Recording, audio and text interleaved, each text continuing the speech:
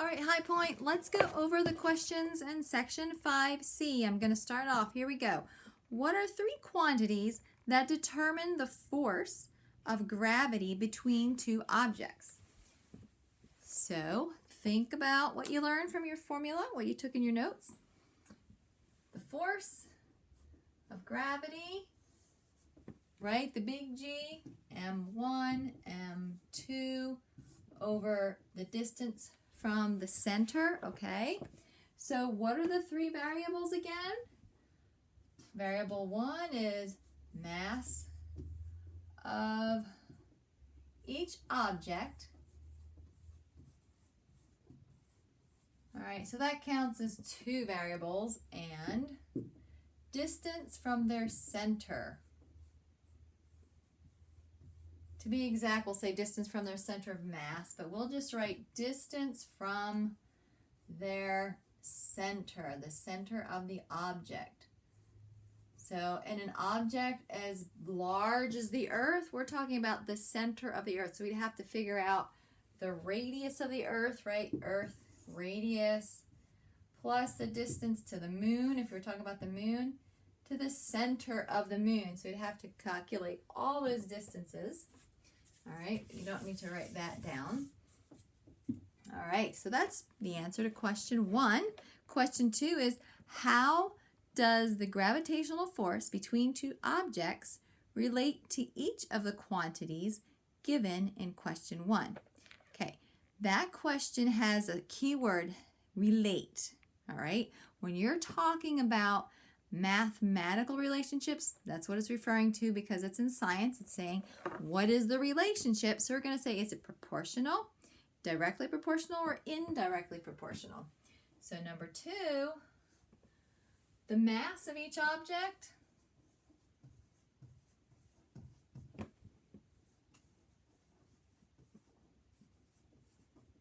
all right, think about it. If you have a larger object, it's going to increase that force. So it's directly proportional.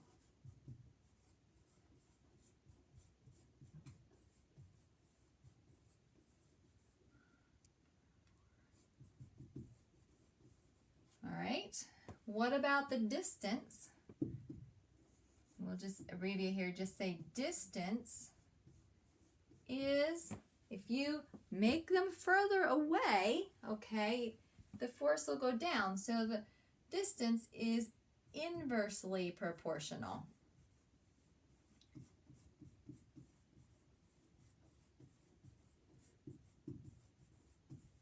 And we could even say that it's inversely proportional to the square of the distance.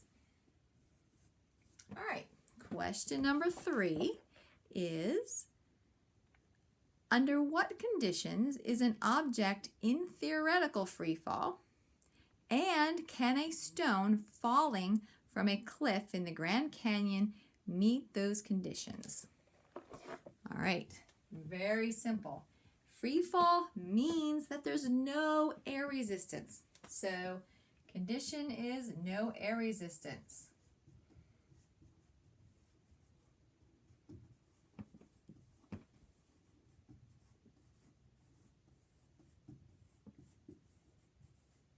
Okay, and can a rock actually reach, even if it's in the Grand Canyon, very, very far down, will it be in free fall? Will it reach a point where it never slows down?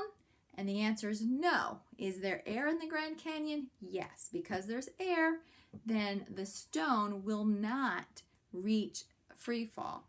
It will fall, and then it's going to eventually slow down or reach a maximum speed. Stone will reach a maximum speed, will not be in free fall.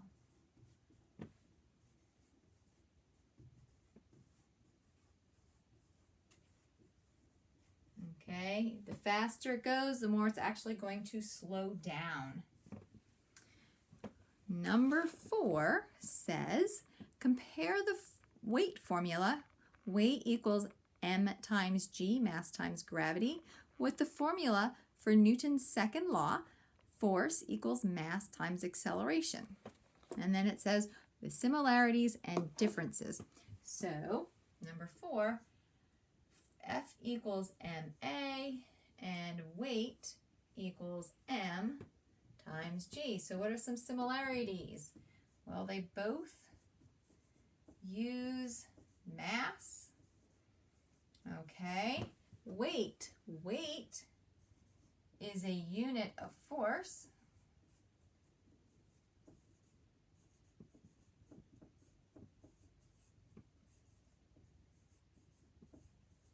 And acceleration, or I should say gravity, is a unit of acceleration.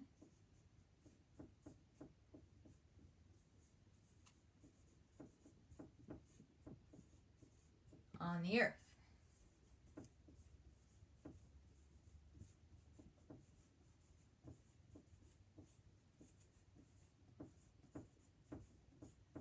Okay, what is something that's different? Well, A can change. Okay, gravity on the earth is always 9.8 meters per second squared. All right, so that's what you need to know for that. We're going to move on. How does the speed, number 5, how does the speed of a dropped object in free fall near the surface of the earth relate to the time it has fallen? So relationship means we're looking for math. Number 5, put this down here, speed equals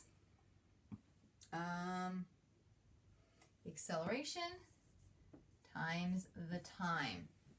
All right, so when an object is falling, what is A always equal to? Gravity times the time. So speed is directly proportional to time. And I'm not sure that we need to write that. Well, we'll write that. Speed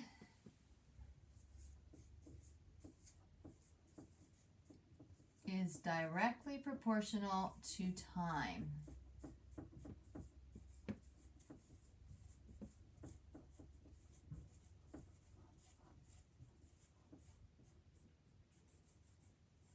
All right. I'll move over so you can copy that. I'm just going to stand to the side here. Discuss how air drag reduces the acceleration of a falling object. So what is air drag? When something is in the air, okay, you have air resistance, it's going to create drag.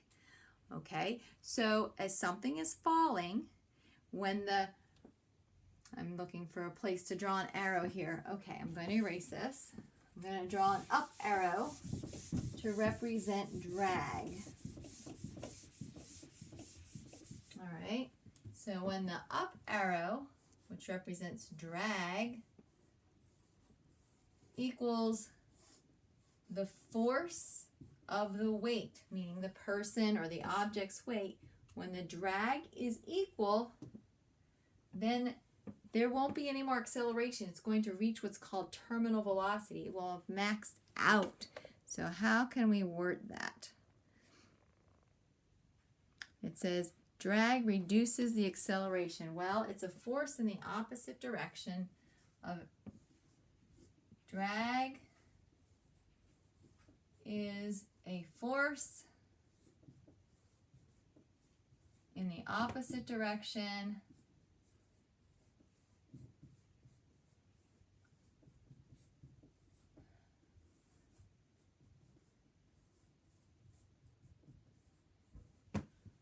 of the falling objects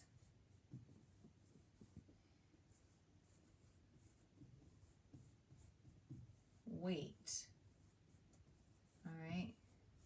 Notice this has to be a falling object because if it was the opposite force on a surface, that would be normal force, which we talked about. But drag is in the opposite of weight for a falling object.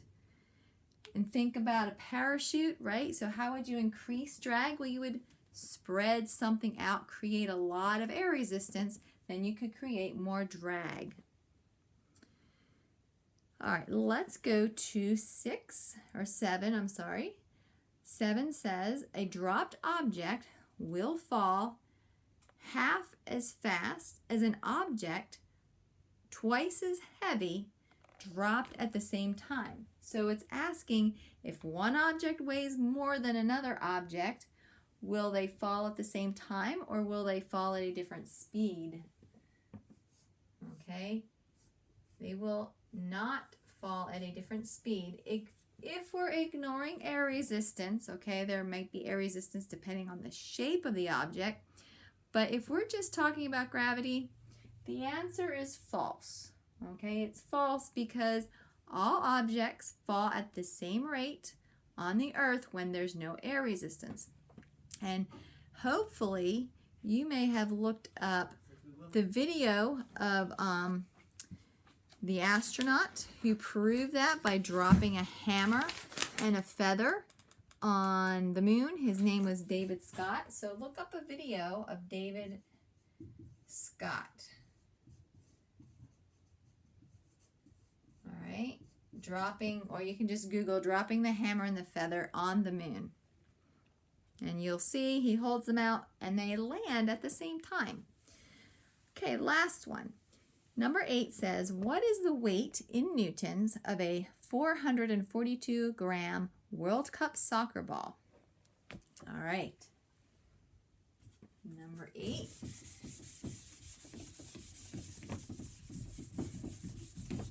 All right, number 8. I like to use the formula F sub W, which is the same as W, because that reminds us that it stands for force of weight, equals mass times gravity. All right, mass is equal to 442 grams, but we need to change that to kilograms. So I'm going to put a decimal, okay? To convert grams to kilograms, we have to move the decimal left 3 times. Gravity equals 9.8 as usual. All right, so the force of the weight equals 0.442 times 9.8. So let's type those in. 0.442 times 9.8 equals 4.33, and the unit is newtons. All right, the second part of this question asks you to convert newtons to pounds of force. So we can do that. We can take 4.33 newtons. When we're converting, we always write the number first, and we write our railroad tracks, and then we put our conversion. Our conversion, it tells you, is 0.22 newtons. Sorry, 0.22 pounds per 1 newton. All right, so what do we do with the math? We're going to take 4.33 and multiply it by 0.22 and get 0.95 pounds. All right, and we can show that we canceled out our newtons. All right, so that is all you need to write down for 5C. If you have any questions, let me know.